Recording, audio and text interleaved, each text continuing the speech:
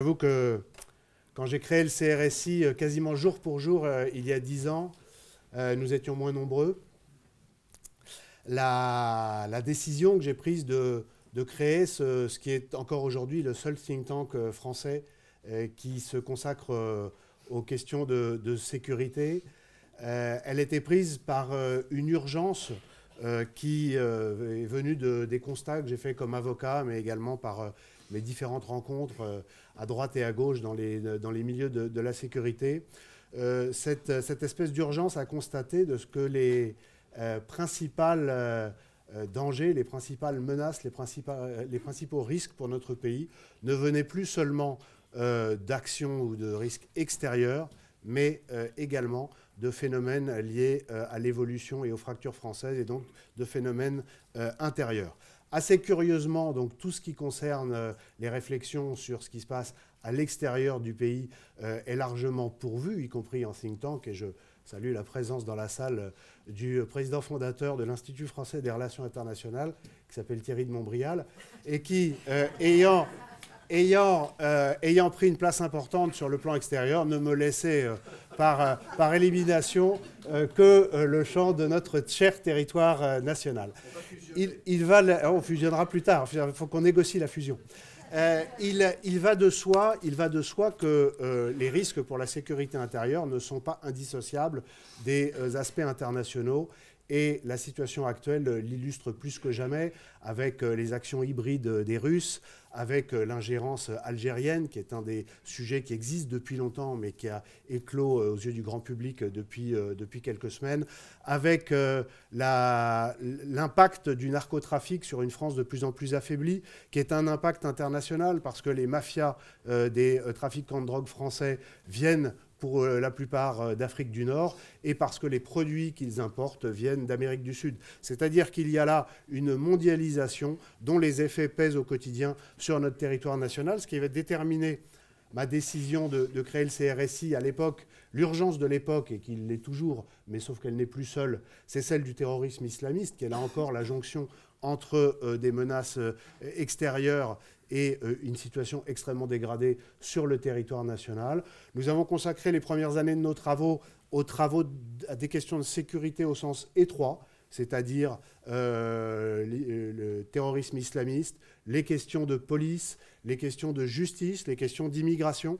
Et puis petit à petit, l'appétit vient en mangeant, le CRSI s'est développé, et le CRSI aujourd'hui travaille tout autant sur ces thèmes qui sont étroitement liés à la sécurité que sur d'autres thèmes plus larges de souveraineté, tels que la souveraineté alimentaire, la souveraineté énergétique, les problématiques de santé qui sont évidemment également essentielles, et même l'éducation, parce qu'on ne peut pas être un peuple souverain si l'on n'est pas un peuple qui sait qui il est et qui éduque ses enfants dans la fierté, dans la connaissance de ses racines gréco-latines et judéo-chrétiennes, dans l'acceptation de ce que nous sommes. Nous ne pourrons retrouver une fierté comme peuple que si nous acceptons qui nous sommes, sans arrogance mais sans faiblesse.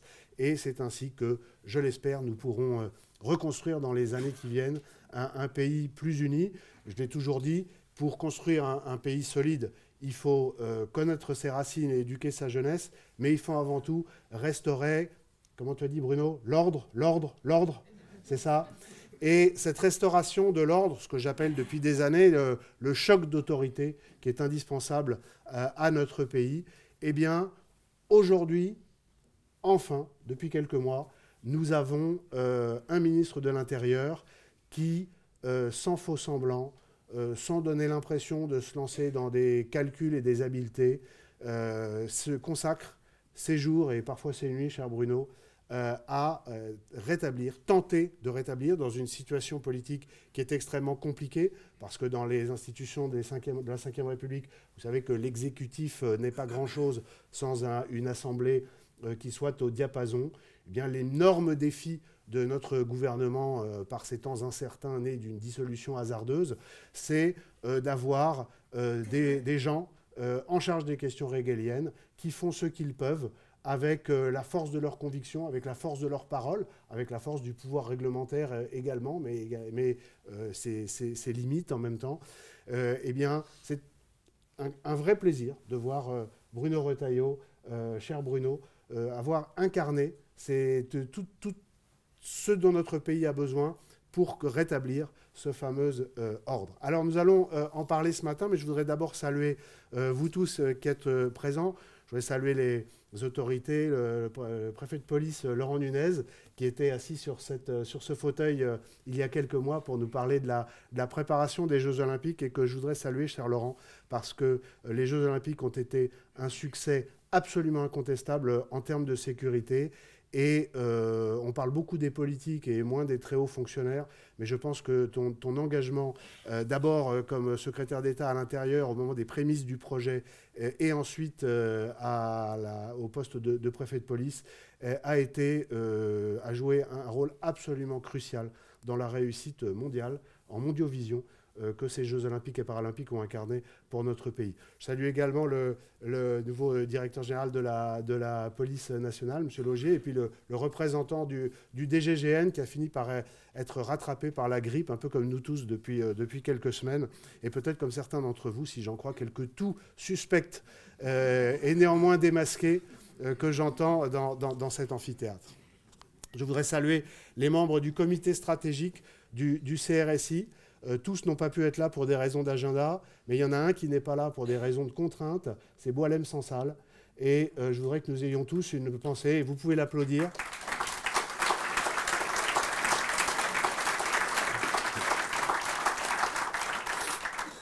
Boilem est donc retenu contre son gré par un régime islamo-mafieux, qui est le régime algérien. Alors comme moi, je n'ai pas de fonction officielle pour l'instant, je peux le dire comme ça, parce que c'est le fond de ma pensée.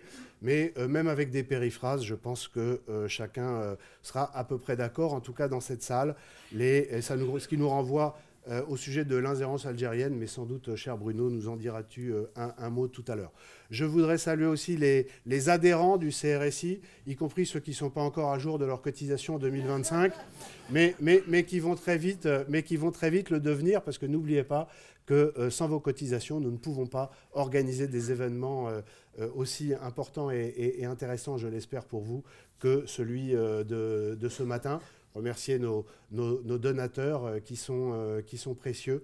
Et puis, vous dire, avant de laisser la parole à Bruno, parce que c'est lui que vous êtes venu écouter ce matin, que parmi les activités du CRSI, il y a donc des rencontres avec des personnalités, que ces rencontres sont organisées de la façon suivante: une prise de parole à la discrétion de l'invité, et ensuite des échanges avec la salle. Ce que je voudrais dire à nos amis journalistes, c'est que ça n'est pas une conférence de presse, et que je vous remercie de laisser les membres du CRSI, les adhérents, poser leurs questions, et évidemment, dans les conditions sur lesquelles vous vous entendrez avec l'équipe du ministre, vous pourrez également l'interroger. Mais la priorité, les premières questions, je voudrais qu'elles viennent de ceux qui se sont déplacés ce matin, adhérents du CRSI, pour rencontrer Bruno.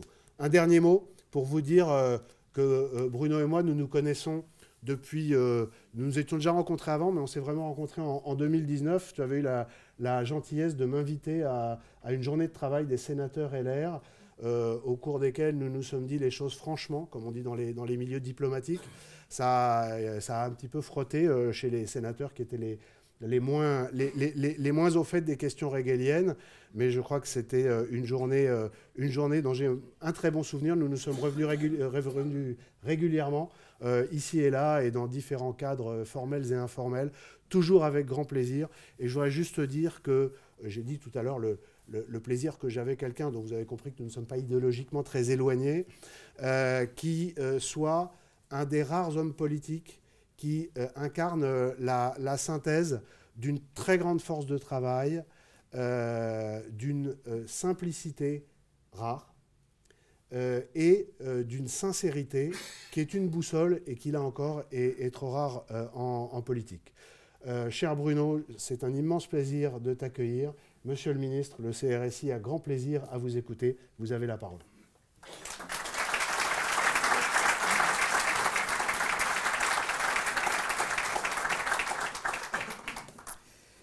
Merci mon cher Thibault. Merci pour ces mots chaleureux, amicaux, qui me touchent beaucoup. Je voudrais évidemment saluer, vous saluez tous, hein, ceux qui ont déjà cotisé, ceux qui vont cotiser bientôt. saluer le papa Thierry. Chez nous, en Vendée, on a une expression qui résume bien les choses. Les chiens font pas des chats. Je voudrais saluer, parce que tu as totalement raison, un ministre, en réalité, quand il n'a pas de bonnes équipes, il ne peut pas agir.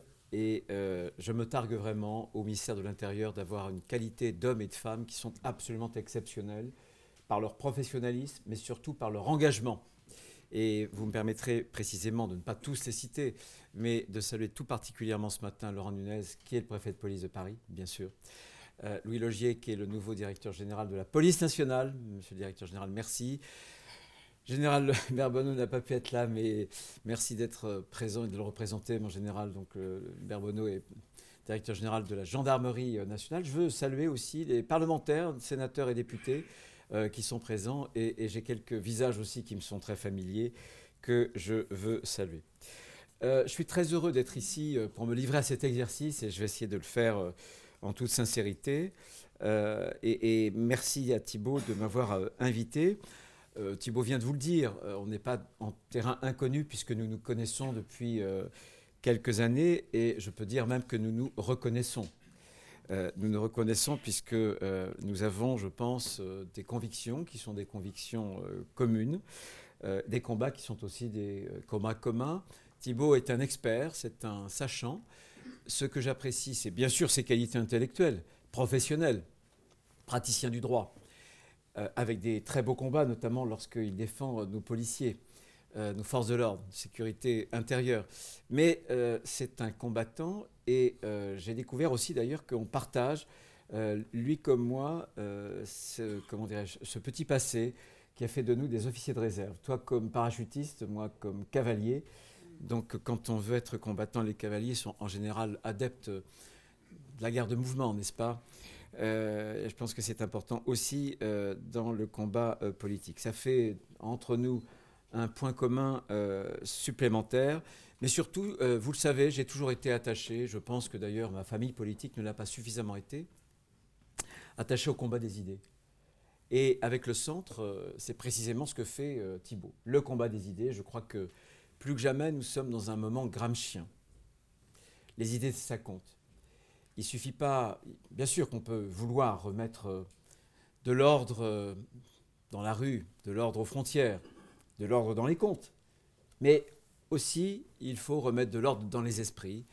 Et ce combat d'idées compte quand on a en face de nous des adversaires politiques aussi radicaux que les insoumis, quand on a aussi un monde qui est en train de se reformuler totalement, de se reconfigurer devant nos yeux, et qui exige de notre part qu'on sorte des sentiers routiniers, qu'on sorte des modes passagères et qu'on pose sur le monde un regard qui accepte la réalité telle qu'elle est, à l'état brut. Nous ne sommes pas dans un monde qui est le monde d'hier, comme aurait pu dire Stéphane Zweig.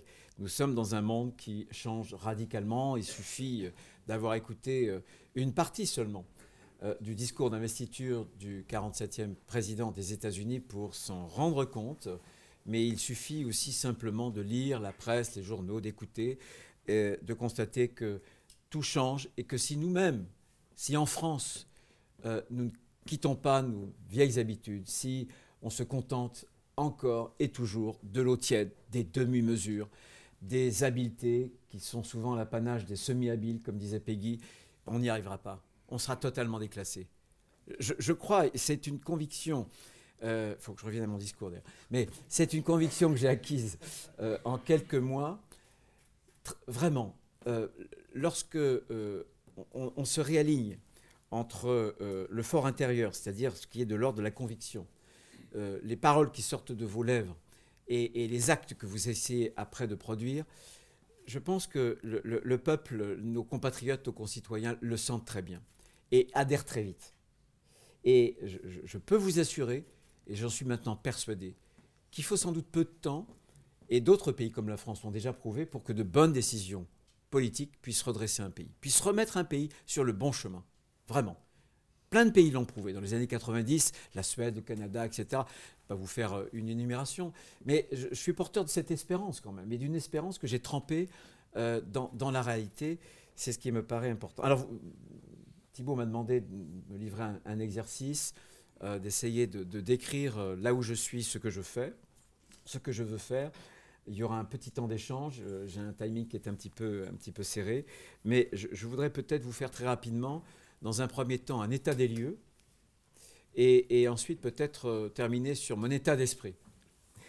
Pour ce qui concerne l'état des lieux, je voudrais simplement vous dire ce que vous savez déjà ici au centre, c'est que c'est plutôt un état d'urgence. C'est plutôt un état d'urgence sur le plan sécuritaire comme sur le plan migratoire. Je pense que la France aujourd'hui est prise entre 4 cercles de feu. Et ces 4 cercles de feu correspondent d'ailleurs aux 4 grandes priorités que je me suis données, que j'énumère très rapidement. Dans le constat, je viendrai ensuite aux solutions, mais ces 4 cercles de feu, ils sont objectivement ceux qui nous menacent le plus. D'abord, j'aurais pu commencer par l'un ou par l'autre, peu importe. D'abord, l'immigration. Une immigration dont on a perdu totalement le contrôle. Je vous rappelle les chiffres, au moins 550 000 entrées légales, entrée illégale en 2023, l'équivalent de Lyon. Bref, un nombre qui est devenu trop important. Le Premier ministre l'a très bien dit dans sa déclaration de politique générale. En matière migratoire, tout est une question de nombre, de proportion. Il a utilisé cette parabole, si j'ose dire, d'un village qui accueille une première famille, qui en accueille 30, et quand il y a un déséquilibre, c'est là qu'arrivent les problèmes. Et nous sommes dans ce temps où nous n'avons plus les moyens d'accueillir toute la misère du monde et où il y a une panne aussi de l'intégration qui vient à la fois de ces nouveaux venus qui ne souhaitent pas s'intégrer et à plus forte raison s'assimiler, qui vient de nous-mêmes. Croyons-nous, tu l'as un peu dit il y a quelques instants dans ton introduction, est-ce que les Français, est-ce que la France croit suffisamment en elle-même pour se poser en modèle? Parce que c'est ça, si on veut intégrer et assimiler des populations, y compris d'ailleurs des nationaux, qui sont déjà sur notre territoire et parfois qui empruntent le chemin de la dissidence. Est-ce qu'on se croit suffisamment en nous-mêmes pour se poser comme ce modèle? Alors qu'on a une vision bien souvent de notre histoire lacrymale et pénitentielle. Si on dit aux jeunes d'aujourd'hui que la France n'est pas estimable, qu'elle n'est pas aimable, mais elle est coupable, qu'elle est nécessairement coupable aux yeux de tous, comment voulez-vous qu'ils puissent entrer un moment ou un autre dans un destin commun? Voilà. Donc, rapidement, brosser les enjeux de ce premier cercle de feu qui concerne les désordres migratoires. L'autre enjeu, c'est le crime organisé. J'ai quelques sénateurs qui sont ici. Il y a 2 ans, nous avions souhaité utiliser le droit de tirage que les assemblées, les groupes parlementaires ont, pour diligenter une commission d'enquête. Cette commission d'enquête a délivré un certain nombre de conclusions. Nous en avons fait un texte de loi qui sera discuté dans quelques jours. Je m'en félicite. Mais aujourd'hui, nous avons affaire à une vague, une submersion que vous n'imaginez même pas. Que vous n'imaginez pas. La cocaïne, les prises ont décuplé en 10 ans. En 2023, les saisies, c'est 23 tonnes. L'année d'après, 2024, c'est 47 tonnes. Énorme. J'étais, il y a quelques jours, au Havre, où j'ai salué une prise exceptionnelle, une saisie de la gendarmerie nationale de plus de 2 tonnes. Et la nuit, d'ailleurs, juste avant que j'arrive, la police nationale, avec les douanes, avait pu récupérer 219 tonnes de cocaïne pure. Donc, à chaque fois, vous pouvez la découper, multiplier par 3 ou par 4. C'est le produit, après découpe, qui vous donne ce qu'on peut estimer et qui est vendu aux consommateurs. Aujourd'hui, les drogues les plus dures sont disponibles partout et tout le temps. Dans mon village de Vendée, comme dans les quartiers, partout. Tout le temps, parce qu'il n'est plus besoin d'aller vers le point de deal désormais pour s'approvisionner, Uber Sheet, et c'est le produit qui vient à vous. Je considère, et c'est ce que je tiens d'ailleurs depuis comme discours depuis plusieurs années, que nous devons nous mettre à niveau et au niveau du combat national, sur cette cause nationale qui a été et qui est toujours le terrorisme. Je considère que nous ne luttons pas à armes égales et que ce que nous avons fait pour le terrorisme, j'en parlerai dans quelques instants avec succès, nous allons devoir le faire et produire un effort gigantesque. D'ailleurs, en écoutant Donald Trump, je me suis aperçu qu'il voulait désigner les groupes de narcotrafiquants comme des groupes terroristes. Donc il n'y a pas que moi qui ai fait ce parallèle, même si comparaison n'est pas raison. Simplement, j'ai utilisé, moi, cette métaphore pour faire comprendre aux milieux politiques et à nos compatriotes l'effort que nous devions faire. Et là encore, cette espérance qu'on peut lutter. Il faudra des années, bien sûr, mais que si on s'en donne les moyens, en termes juridiques et d'abord en termes politiques, c'est ça le problème de la politique aujourd'hui. Est-ce que les hommes et les femmes politiques ont encore une volonté d'agir, une volonté de bousculer les conformismes, les immobilismes? C'est ça la question. Quitte à écorner son image. Qu'est-ce qu'on va écouter? Le peuple? L'intérêt supérieur de la nation? Ou alors la bien-pensance? Il faut choisir. Le crime organisé, deuxième cercle. Troisième cercle, la délinquance du quotidien. Bien sûr, il y a des connexions, comme vous pouvez l'imaginer, entre ce qu'on appelle le haut du spectre et le bas du spectre. Chaque jour qui passe, c'est à peu près 1000 agressions, 600 cambriolages, toutes les 20 minutes, un refus d'obtempérer. Et évidemment, c'est une comptabilité, évidemment, ce sont des statistiques, des chiffres froids. Derrière ces statistiques, il y a des vies qui sont brisées, des corps mutilés et des existences volées. La question de la sécurité, et le centre a fait beaucoup pour, ça n'est pas une question de sentiment, c'est la réalité qu'il faut affronter et qui pourrit le quotidien de nos compatriotes. Je dirais 2 mots sur les solutions que je propose. Le quatrième cercle, bien entendu, je parlais du terrorisme, c'est l'islamisme. Nous n'avons pas terminé dans le combat contre l'islamisme. Tu l'as très bien dit, Thibault, dans ton introduction. On a eu plusieurs phases. Il y a eu cet islamisme violent à partir, comment dirais-je, de commandites de l'extérieur, une menace notamment exogène, l'EI, Daesh. Et la France était surprise il y a 10 ans, malheureusement. On commémore cette année le 10e anniversaire, Charlie Hebdo, l'Hypercacher, etc., le Bataclan en fin d'année. Et on s'est réarmé, avec succès, puisque on a déjoué un certain nombre d'attentats. Ce que je veux simplement dire, c'est qu'il y a plusieurs étapes et un certain nombre de chercheurs. Je salue d'ailleurs la présence de Florent Bergeau-Blaclair, qui est une spécialiste d'ailleurs de l'entrisme des frères musulmans. Je vais en parler maintenant d'ailleurs, tiens, comme ça je n'oublierai pas. Il y a eu une première étape où on a affaire à un djihadisme violent, le terrorisme. Il a fallu se réarmer. Souvent une menace exogène. Désormais, la menace est tout autant exogène qu'endogène. Exogène, elle se reconfigure, elle aussi.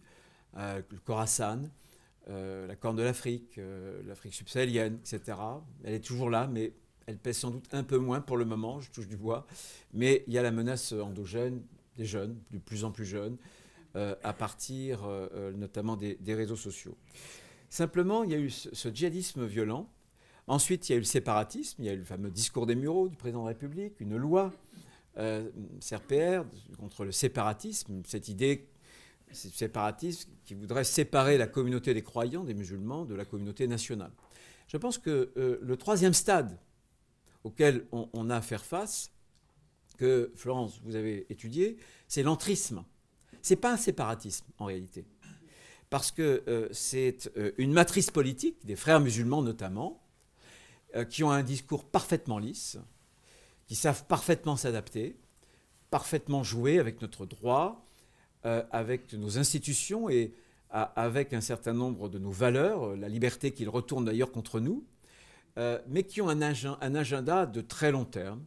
Et ils n'ont pas renoncé à un objectif d'installer la charia sur le sol national. C'est ça l'objectif. Par de l'entrisme. Par de l'entrisme sur des listes municipales, il faudra y prendre garde dans quelques mois, de l'entrisme dans des associations, bien sûr cultuelles, il faut essayer, tenter de maîtriser des mosquées, des lieux de culte, des associations culturelles, sociales, des associations sportives, c'est l'entrisme. Voilà. C'est encore, pour moi, une menace de long terme, même si cette menace ne s'exprime plus par des actions violentes.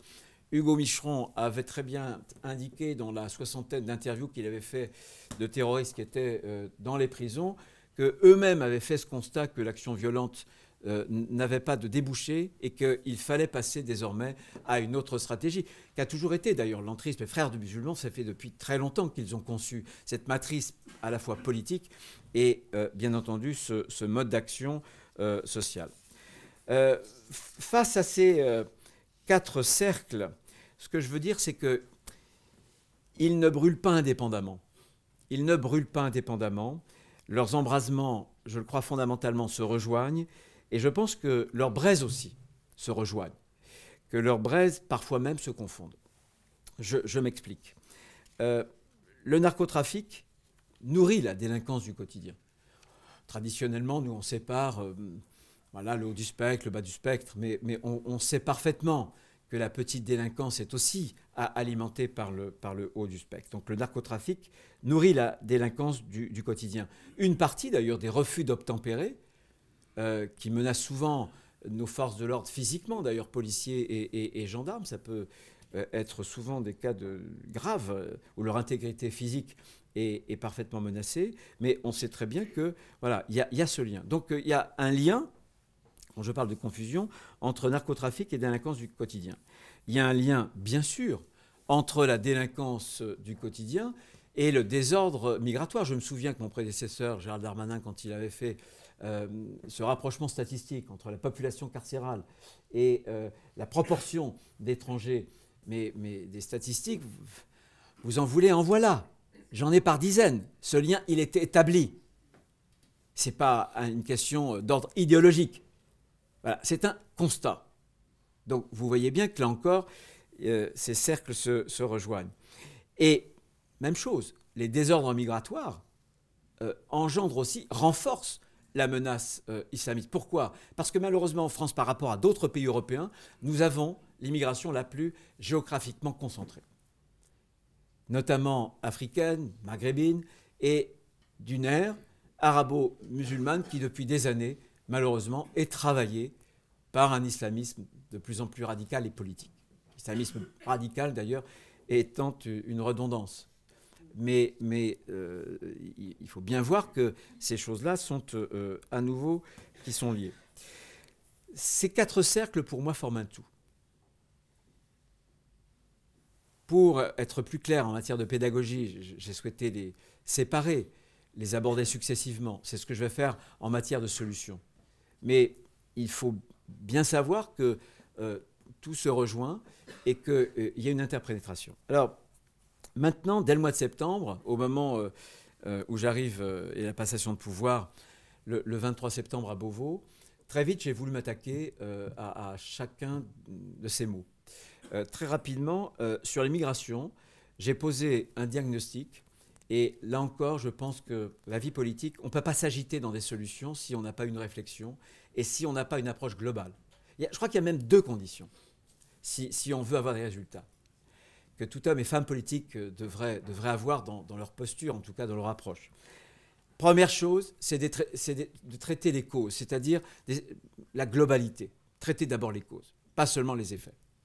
Et ensuite, au point où on en est, de faire un pas de côté, de sortir de la boîte, out of the box. Je le disais au cadre du ministère de l'Intérieur il y a quelques jours en présentant mes vœux. C'est cette approche que j'ai essayé de privilégier à chaque fois que j'abordais un problème.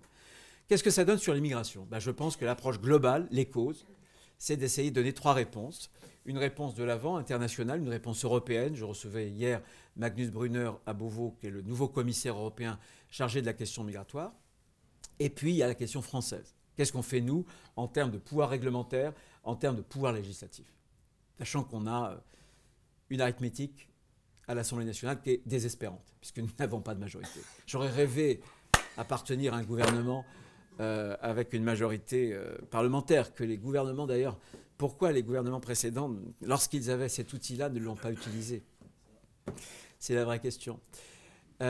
D'abord, la défense de l'avant, parce que tout est une question. Quand vous voyez la complexité des OQTF, des expulsions, des éloignements, il ne faut pas être sorti de Saint-Cyr, pardon mon général, pour se rendre compte que c'est d'abord les entrées qu'il faut contrôler. La France à elle seule, c'est 25% des visas d'entrée dans l'Union européenne. 25%. 2,4 millions. J'essaie d'avoir ce dialogue constructif avec mes collègues du Quai d'Orsay.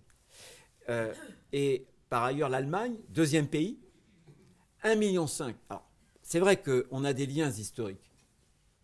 L'Allemagne aussi a des liens avec la Turquie et d'autres. Mais vous vous rendez compte, 1 million, alors qu'on n'a pas le même poids démographique. Donc ces entrées, il faut les maîtriser. C'est au niveau de l'international, j'ai demandé à Patrick Stefanini, mon représentant, pour multiplier des accords bilatéraux. Pourquoi on multiplie des accords bilatéraux? Parce que quand on a du mal, par exemple, à renvoyer en Afghanistan, on n'a pas d'ambassade, de poste diplomatique, c'est plus facile parfois d'emprunter le chemin du Kazakhstan. Quand on arrive à prouver, c'est l'état du droit actuel, qu'un ressortissant, vous n'arrivez pas à bien déterminer son pays d'origine ou son pays d'origine pose des problèmes, eh bien, s'il a transité par un pays, s'il a séjourné dans un autre pays, alors il suffit, on n'a pas besoin de son consentement pour l'y renvoyer. Donc j'essaie de multiplier ces accords bilatéraux sur la plaque asiatique et sur la plaque africaine. Il en faudra une petite dizaine en Afrique, il en faudra une petite demi-douzaine sur la plaque asiatique pour avoir un premier arsenal, une réponse de l'avant, une réponse donc internationale. La réponse européenne, la directive retour, comment la France a-t-elle pu, c'était en 2008, accepter une telle directive, qui est une directive mal nommée, puisque c'est une directive qui donne le choix aux clandestins de partir ou de rester. C'est ça la directive retour. Vous souriez, mais c'est absolument ça. Le premier Conseil européen justice affaires intérieures, j'ai passé mon temps, et je pense avec succès, à essayer de convaincre mes collègues, parce qu'il y a une convergence. Il n'y a qu'en France où on se dispute sur l'immigration. Le peuple français, y compris de gauche, ils veulent qu'on maîtrise maintenant. En Europe, vous ne distinguez plus, quand un ministre de l'Intérieur s'exprime, s'il appartient à un gouvernement conservateur de droite ou social-démocrate de gauche. Bon, eh bien les Européens sont convaincus qu'il faut revoir, et c'est la priorité des priorités. Ça ne sert à rien, en général. Vous qui faites un travail actuellement sur le prêt, il y a un préfet d'ailleurs sur les frontières intelligentes et un général qui s'en occupe.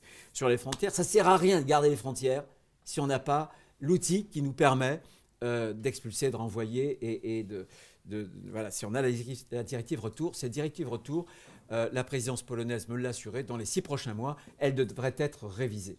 Ça, c'est un instrument fondamental. Vous ne comprenez rien de nos OQTF si vous n'avez pas en arrière-plan l'explication, la grande explication qui est la directive retour. Si on veut changer les choses, changeons la directive retour. Et troisième chose, qu'est-ce qu'on fait au niveau national?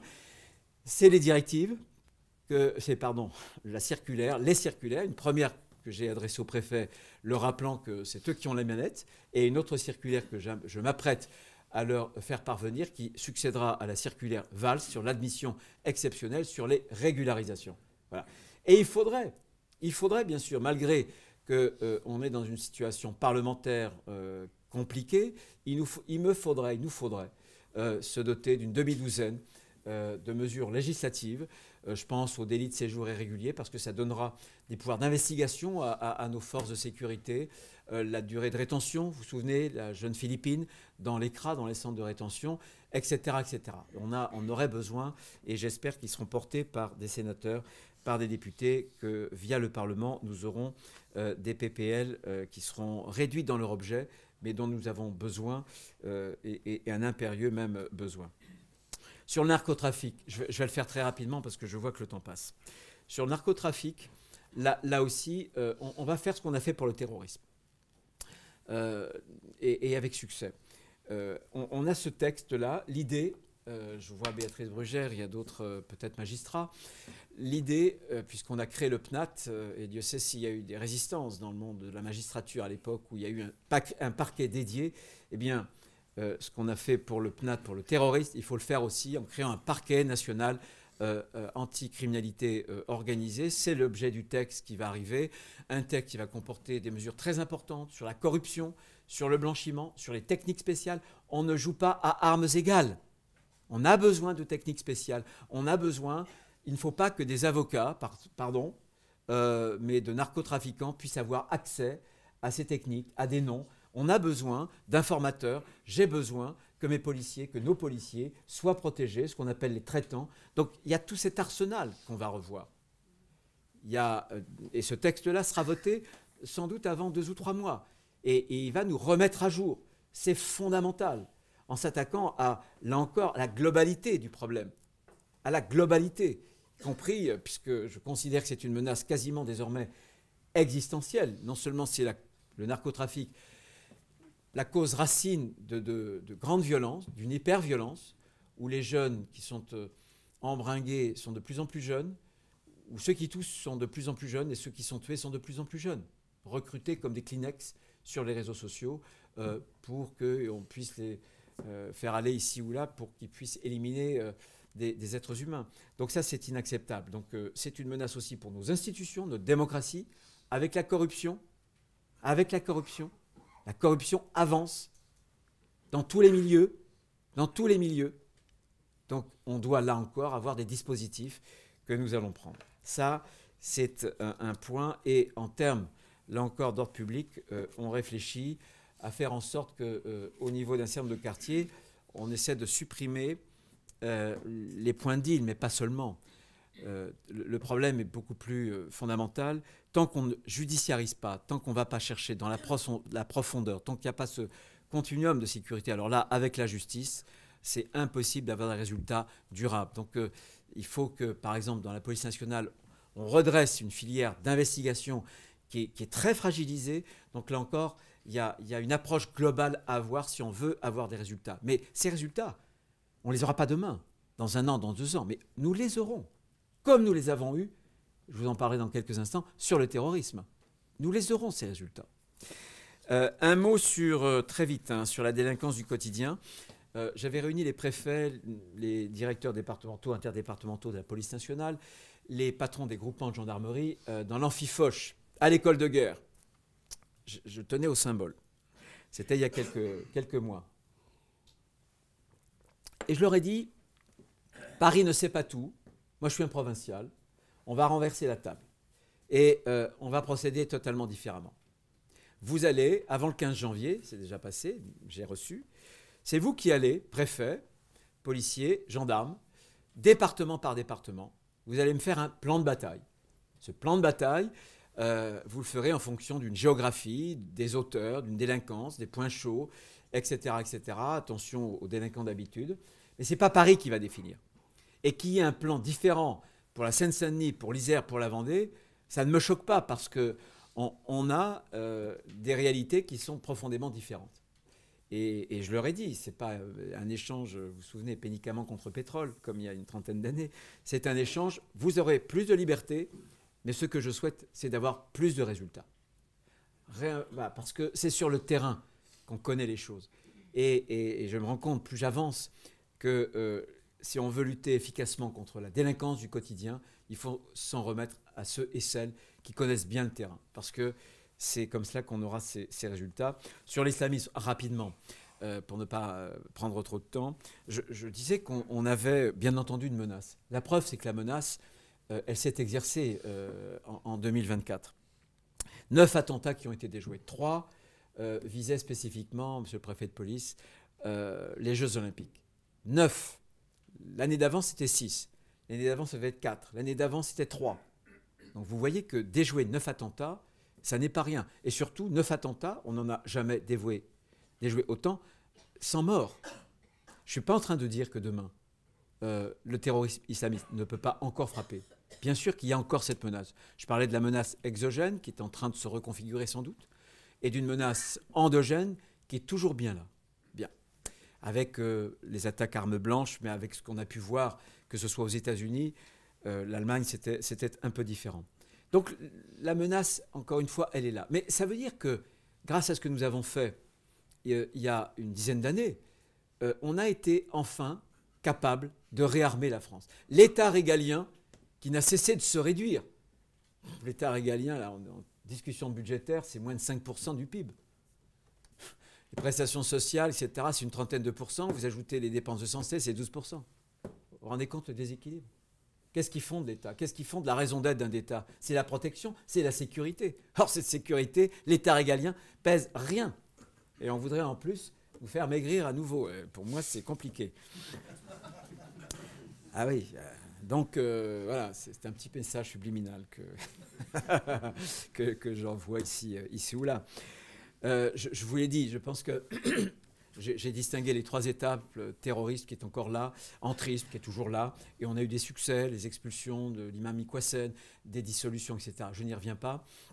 Mais aujourd'hui, on doit se doter, là encore, d'un nouvel arsenal pour faire face à l'entrisme. J'ai reçu un excellent rapport il y a quelques mois qui était coécrit par l'ambassadeur François Gouillette, qui est un parfait spécialiste du monde arabe, le préfet Pascal Courtade. Il y a un certain nombre de pistes. Eh bien, ces pistes-là, on va les emprunter, on va les utiliser. Le plus important, pour que je vous donne un certain nombre d'indices, c'est que cet islamisme-là, le frérisme, en réalité, menace à terme la cohésion nationale.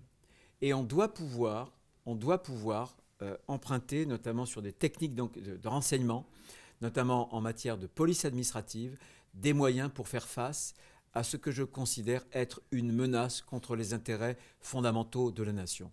L'article du Code pénal, le L410-1, mais aussi du Code de sécurité intérieure, définissent quels sont les contours de ce qui constitue les intérêts fondamentaux de la nation.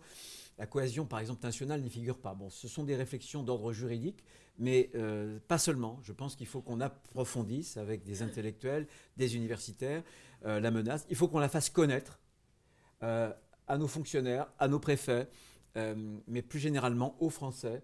Il y a ce travail-là que nous allons faire, mais croyez-moi, nous serons au rendez-vous. Ce que je voudrais dire, peut-être pour terminer, je parlais tout à l'heure de cercles de feu. Sous ces cercles de feu, en essayant de prendre un peu de recul et de hauteur, on retrouve un même foyer de braise. Parce que je pense que ces quatre phénomènes, qui sont différents évidemment dans leur expression, dans leurs menaces, différents aussi dans leurs manifestations, convergent parfois dans leur cause. Je vais vous donner quelques pistes. Bien sûr que chacun a ses causes propres, mais pour ce qui nous concerne, de notre organisation, notamment politique, institutionnelle, de notre façon de voir les choses, je pense que ces désordres ont prospéré sur un double retournement. Deux retournements. Le premier retournement, il est juridique, et le second retournement, il est politique. Le premier retournement, je vais essayer de bien me faire comprendre. Il est juridique. Je pense qu'au fil des années, on a construit un droit qui est profondément imprégné des droits individuels au mépris du cadre national. On a donné très clairement, on a fait un choix collectif de construire un droit qui est orienté sur cette rhétorique, cette exaltation des droits individuels, parfois et souvent au mépris de l'intérêt général, de la société. Et quand on ne peut pas expulser des individus qui sont dangereux parce que vous avez une jurisprudence d'une Cour européenne qui s'y oppose, qu'est-ce que ça veut dire? Ça veut dire que vous voulez protéger l'individu qui peut-être n'aura pas droit à un procès équitable dans le pays d'origine, d'où il vient. C'est ça le choix que vous faites. Plutôt que de vous dire, est-ce que ma fonction première, ce n'est pas de protéger mes compatriotes? C'est ça la question. C'est la grande question. Et on est arrivé au bout du bout. Et ce curseur-là, il faut, à mon avis, le réajuster. On a su le faire parfois. On l'a fait pendant les années de terrorisme, de sang et de feu. On l'a fait, curseur entre la liberté, les libertés publiques et la sécurité, bien sûr, publique. On l'a fait aussi au moment du Covid, de façon encore plus spectaculaire. Puisqu'on a réinstallé des frontières sur le seuil de chaque maison, chaque appartement. Et là, on a été capable de les garder, les frontières. Bon.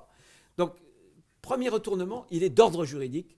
Et le foisonnement jurisprudentiel, croyez-moi, je pourrais, mais alors, pendant plusieurs heures, je me régalerais, vous parler des différentes jurisprudences de nos cours suprêmes, qui vont dans ce sens plutôt que de protéger un cadre général. On a créé, par exemple, un droit à l'immigration, à une installation à peu près partout, qui imprègne le droit européen. Je vous parlais de la directive retour. Ses caractéristiques, je pourrais vous parler de nombreuses jurisprudences, des cours de justice, de l'Union européenne, de la Cour des droits de l'homme, etc. On a créé ce droit. Non, le droit, pour moi, le droit, il y a un droit qui est celui de l'État souverain, d'un peuple souverain aussi, à désigner ceux et celles qui souhaitent accueillir chez lui. C'est ça, le droit démocratique. C'est pareil. Je regarde Béatrice Brugère, puisque j'ai lu, évidemment, retenu les leçons de son excellent livre que je vous conseille. En cotisant au centre, vous devriez avoir en contrepartie à la fois la carte d'adhésion. Bertrand, je ne voudrais pas vous compromettre définitivement auprès de votre hiérarchie. Hein. Mais même chose, pour que vous touchiez du doigt ce que je veux dire, on a créé un droit à l'inexécution des peines, à force de réaménagement, de peines alternatives. Et les Français stupéfaits, aujourd'hui, ne comprennent pas les écarts qu'il y a entre les peines encourues, les peines prononcées et les peines exécutées. Et on a choisi en France, parce que la Harente de Baudot n'est pas très loin, hein, d'éviter à tout prix la prison. Et du coup, d'enfermer dans des parcours de délinquance, notamment des jeunes. Et du coup, il faut des antécédents, il en faut 10, 20, 30. Ma première sortie, c'était dans un commissariat. La main avait été, je me souviens, fortement abîmée. C'était un mineur à l'époque de la commission des faits. Une 33, je crois, antécédents, dont un acte de vol avec torture, pas une journée de prison. Donc on enferme des jeunes comment dirais-je, dans des parcours de délinquance et la sanction finit par tomber. Mais c'est trop tard, parce que ces jeunes sentent qu'il y a une impunité et leurs repères sont brouillés. Et quand tombe la sanction, elle n'a plus ce caractère de prévention et de pédagogie. Vous voyez ce que je veux dire? Donc le premier retournement, ça serait, on devrait faire consacrer, mon cher Thibault, uniquement, ça serait en examinant les jurisprudences de façon extrêmement objective. Le deuxième retournement, je dis que le premier est juridique, le second est pour moi politique. Qui gouverne? Qui gouverne? Est-ce que c'est la majorité du peuple ou est-ce que c'est un microcosme? Est-ce que les dirigeants écoutent au fil des élections ce que veulent passer comme message les Français? Qui gouverne? Qui gouverne? On parle de la démocratie libérale. Il y a deux écueils, je pense. Il y a la démocratie libérale, il y a un libéralisme adémocratique qui se passe du peuple. Le bouquin d'Yachamoun, qui était d'ailleurs un bouquin qui est paru il y a 5 ou 6 ans, extrêmement précieux en la matière. Vous pourrez vous y référer. Mais je pense que cet écart entre ce microcosme politico-médiatique et le peuple pose un problème. Et on a voulu, ce microcosme, accouler une chape de plomb, sciemment, sur tous ces désordres, parce que, évidemment, pour les traiter, il aurait fallu remettre en cause leur logiciel, leur idéologie. Ils avaient prophétisé une sorte de fin de l'histoire appliquée non pas à la géopolitique, monsieur Thierry de Montréal, mais une fin de l'histoire appliquée à notre nation, à notre droit interne. Cette idée, c'est que, voilà, on pouvait atteindre, notre nation, le bonheur universel, à condition qu'on vive dans une société très ouverte, très très ouverte. Maximum d'ouverture.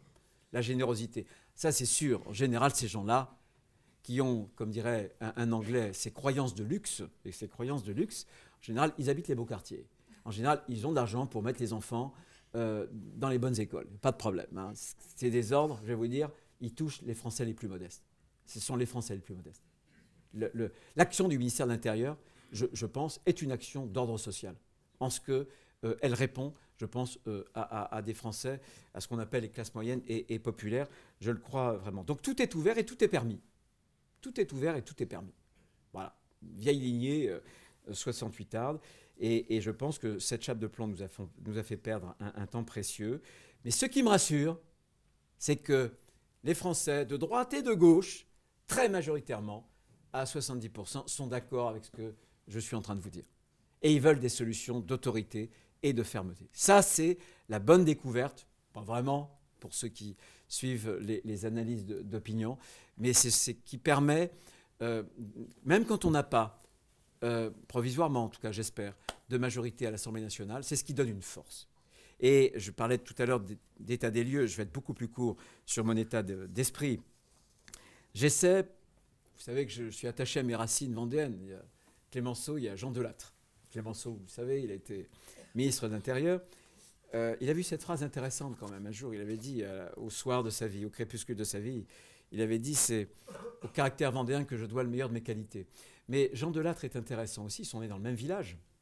deux traditions très différentes. L'un était un bouffeur de curé, l'autre était un aristocrate catholique, mais les deux ont beaucoup fait pour le pays. Ils étaient réunis, si j'ose dire, au-delà de leurs différences, dans cet amour de la patrie. De là, travers cette devise, ne pas subir. C'est la devise que j'essaie d'avoir au quotidien. Quand j'ai pris cette décision, si vous m'aviez dit il y a quelques mois que j'entrerais au gouvernement sous Emmanuel Macron, j'aurais été un peu surpris, vous voyez. Mais il fallait absolument éviter que l'extrême gauche n'arrive au pouvoir. Et quand on est gaulliste, je pense que quand le pays vit des difficultés, on n'a pas le droit de se planquer. Le choix, c'est fuir ou tenir. J'ai choisi de tenir dans des conditions difficiles. Vous le savez bien, parce que je n'ai pas les mains libres, totalement libres. Bien. En revanche, j'avais fait cette promesse, je m'étais promis de ne pas me laisser aller à la torpeur que peut produire le pouvoir, avec ses conformismes et ses immobilismes.